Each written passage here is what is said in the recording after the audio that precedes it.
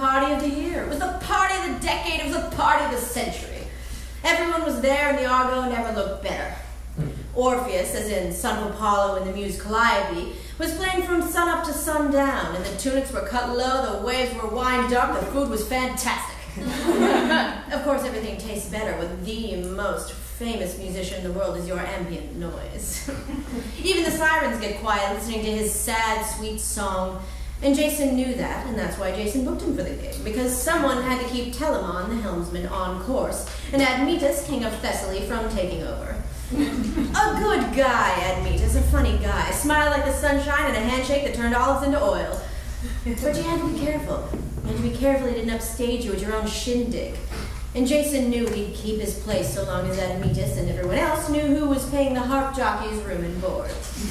The celebrity guest list only went up from there, pair by pair, because the gods love doubles. And when you double up on twins, you get twice the luck. Everybody knows this.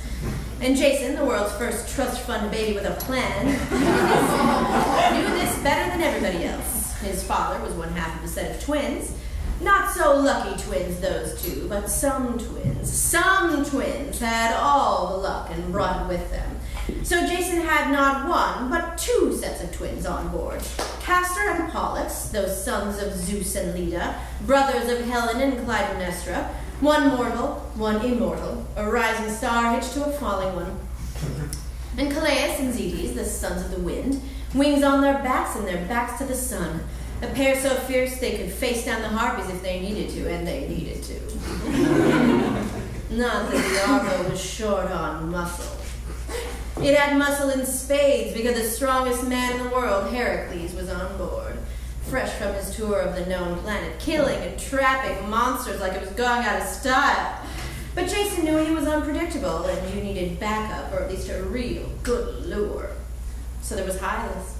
So handsome, mermaids and mermen alike were tossing off their tails to get a piece. But Hylas only had eyes for Heracles, and Heracles loved him back like Zeus loved Ganymede. Even the B-list was really an A-list. Jason made sure of that. When he picked his oarsmen, he picked the ones whose blood was so blue they practically sweat pedigree.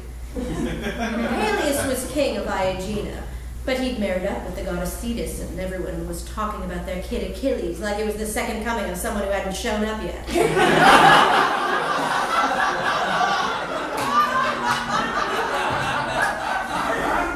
While Laertes, king of Ithaca, had only one small island to his name, but another hotshot kid, some snot-nosed ginger named Odysseus. The fates were telling all kinds of stories about. And then, of course, there was the girl, Atalanta, whose feet were so fast the souls twinkled brighter than the stars, and that's usually all you ever got to see of her, unless she liked you, and she almost never liked you. There'd been a man once, some rich kid game hunter named Meleager, but he was as dead as that nymph who'd married Orpheus and broke his heart. And now Atalanta was also on the run from the pain, hopping on board like the rest of them, seeking an escape, a fortune, a future, an answer. What difference did it make? The Argo was headed east, and that's where Jason said the treasure lay.